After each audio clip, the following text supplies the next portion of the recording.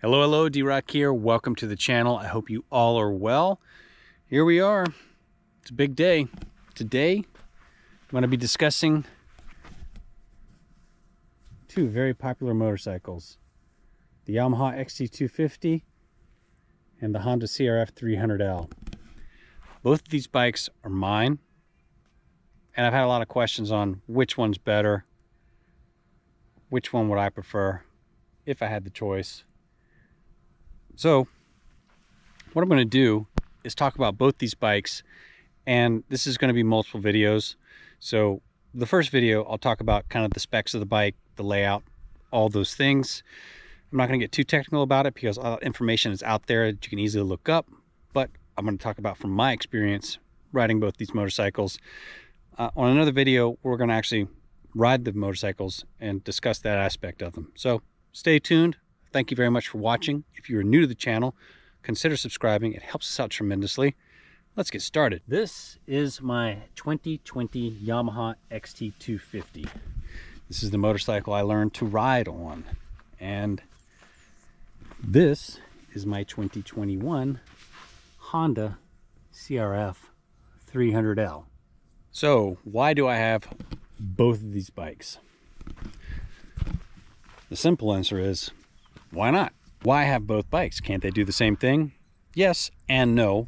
One can do some things better than the other, and one can do some things better than the other bike. So you have to ask yourself what you intend to ride, how you intend to ride, and where you intend to ride. For me, that interpretation is vast. So I started on the 250, and I wanted something a little bigger, just a little bigger, a little more comfortable, and a little more power. So I went with the Honda CRF300L. And I rode that for a while, kind of ignoring the 250. And then I realized that with the 300L, yes, the bike is definitely more comfortable riding longer distances on the highway, for example. But if I really wanted to get out into more gnarly terrain and be more confident, the XT250 beat the 300L, for me at least. And initially, I was going to get rid of the 250 here and just keep the 300, but I changed my mind. And I'm glad I did, because I mean, the 250 is a fantastic bike. The 300 is a fantastic bike. Both these bikes will travel well in the city. Both these bikes will travel well on dirt roads. So how do we start this comparison? That's a little difficult, but I will start with a couple things that you might want to take in factor when perhaps you are thinking about these bikes. Let's start with weight. The Yamaha XT250 is 291 pounds. The Honda CRF300L is 308 pounds. Honestly, that's really not much of a difference. Negligible. I mean, you're not going to notice that, I don't think. I didn't. I find both bikes lightweight enough that I'm confident if I get into some really thick, gnarly terrain and I lay both these bikes down, neither of these bikes are going to be difficult to pick up. And I say that I weigh 170 pounds. I'm 5'10", and I have no problem picking either of these bikes up. My wife, she's 5'7", weighs less, of course. She can pick both these bikes up. So man or woman shouldn't have any problem picking either of these bikes up. So the weight isn't a problem. But when you do pick the bikes up, the Honda definitely feels, now maybe it's because I've got a little more things on it, a little more difficult to pick up than the XT250. Even if I didn't have all the stuff on it, and there's what, 20-pound difference. And the reason is because the Honda's a bigger bike. It's just a bigger bike. I mean, you can look. It is a bigger bike. And it makes it a little more awkward, I suppose. But overall, both bikes are easy to deal with if you lay them down. So you can't go wrong if you want a light bike with either of these two. There's a 20-pound difference in the weight of these bikes. That's it. Where you'll see the difference in regards to that is just the size of the Honda versus the XT. And that's really about it from my perspective. Okay, tires. Both the XT250 and the CRF300L have 21-inch front tires and 18-inch rear tires. The stock tires that came on both these bikes were not good, in my opinion.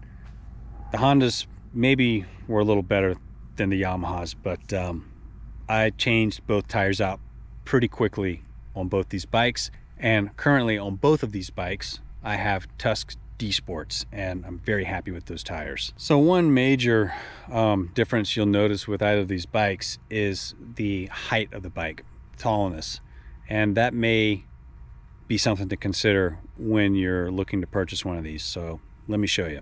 So I'm 5'10", and on the 250, getting on this bike, simple. As you can see, I mean, the seat height comes up to my upper thighs, and getting on, go, I can stand here flat-footed on the bike. This makes a big difference when you're riding in some interesting terrain. Big difference. So this is how easy it is to stand on the 250, and this is a major selling point for this bike. Being able to be flat-footed on the ground, like I said, makes a huge difference in building your confidence. Okay, now let's look at the 300L. This bike, the seat height is up to my waist. That's a big difference. Getting on this bike, all my crap on it, stepping up.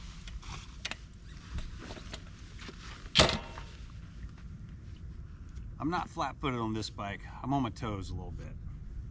And just because I have this bike's actually parked on a bit of a rise right here, makes it a little bit better. So, but this is a taller bike, and that makes a difference when you're in that terrain.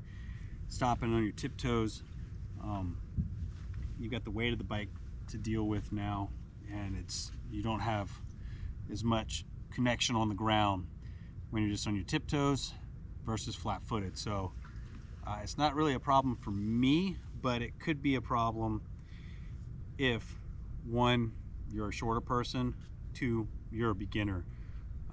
The best bet is to sit on both bikes and also to test ride both bikes.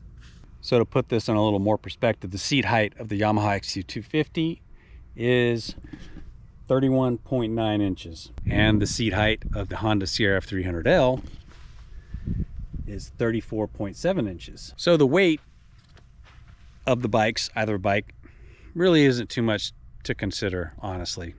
20 pounds, not a big deal, but the seat height is something to consider because that makes a significant difference. So now let's talk about another very important aspect of the motorcycles.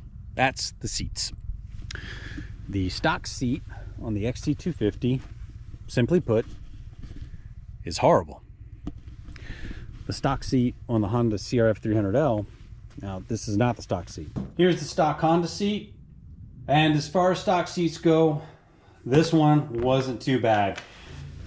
On my initial rides of the Honda, when I first got it, I was like, yeah, the stock seat's not too great, but it wears itself in a little bit. And I had already ordered a seat concept seat for the Honda. So by the time this got worn in a little bit, I already had the seat concepts, and I gotta recant myself here and just say that the stock Honda seat isn't bad at all, to be honest with you. The seat concept seat is much better than the Honda stock seat. And this is the extra large. And I'm very happy with it. Spendy, but very happy with it. All right, let's talk about the power of the bikes. We'll kind of touch more into this on the actual riding video, but I'll mention it. The horsepower of the XT250 is 19 horsepower. The Honda CRF300L is 27 horsepower. That's a bit of a difference. It is. Speeds, I've had both these bikes over 70 miles an hour with a little help, downhill, tailwind, things like that. But getting 55, 65 miles an hour is not a problem on the CRF300L. 65 miles an hour really generally isn't a problem on the XT250, to be honest with you. You know, you need to factor in things like, am I in a headwind? Am I going uphill? How much do I weigh? I mean, all these things, there's variables to everything. So these are also things to consider also. But if you're cruising mostly on roads where you're not going to be going over 55 miles an hour, both bikes can do that just fine. So while we're at it, let's talk about fuel capacity. The XT250, 2.6 gallons. 300L, 2.1 gallons. Personally, on both these bikes, if I believe I'm going riding on something over 50 miles, I carry a spare fuel bottle always on both bikes. So range for both bikes on a tank of gas, both these bikes easily go over 100 miles on a tank of gas.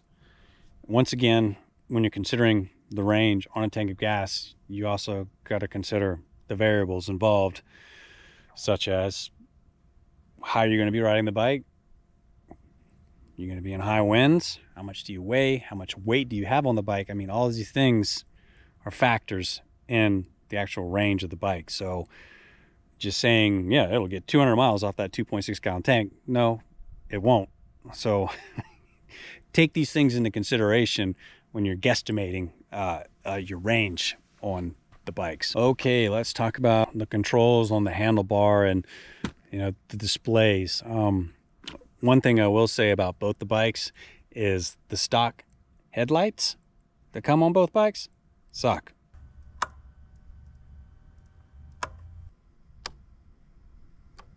I've changed out both headlights on these bikes to the Cyclops H4 10.0 LED light. Much better.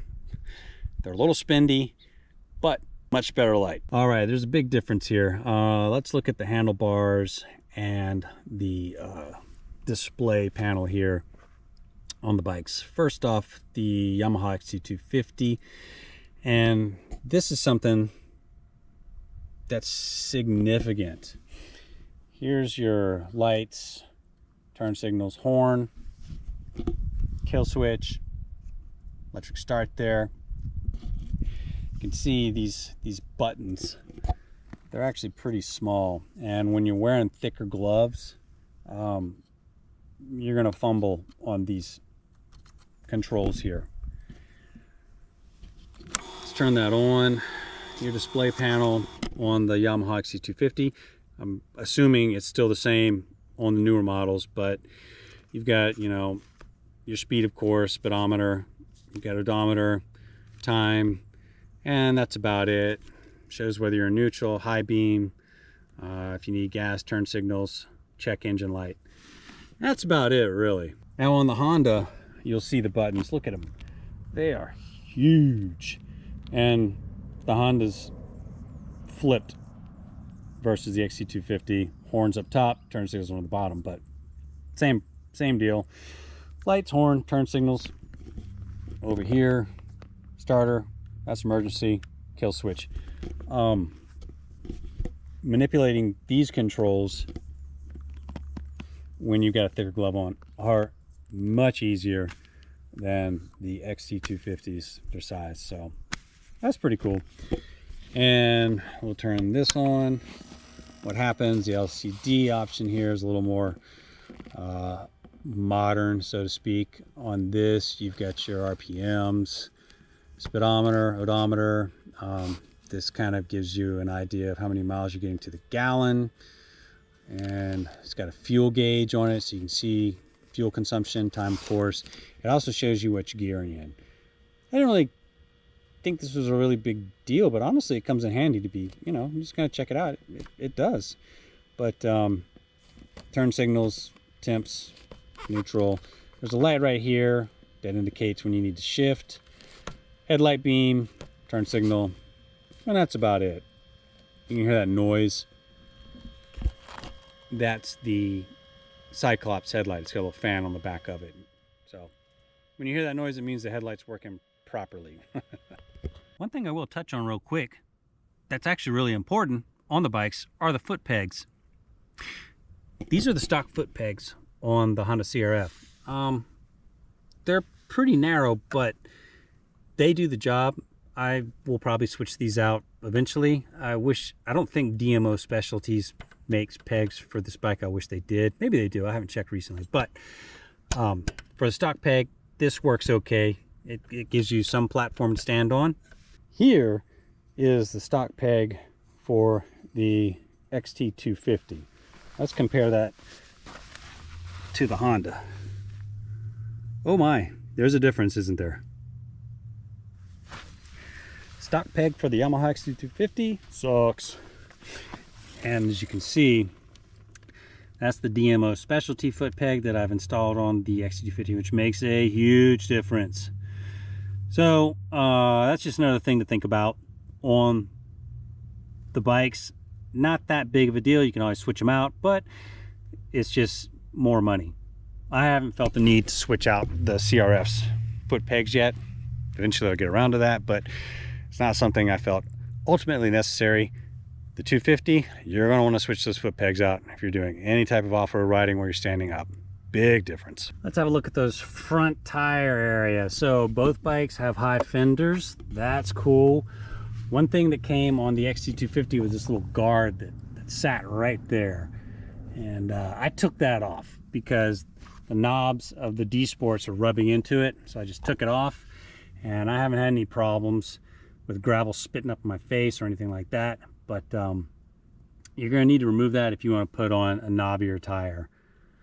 But high fenders, as you can see, that guard went there probably to give a little more protection. Back here, the Honda's fender, you've got the top one, then you got an extended one coming down.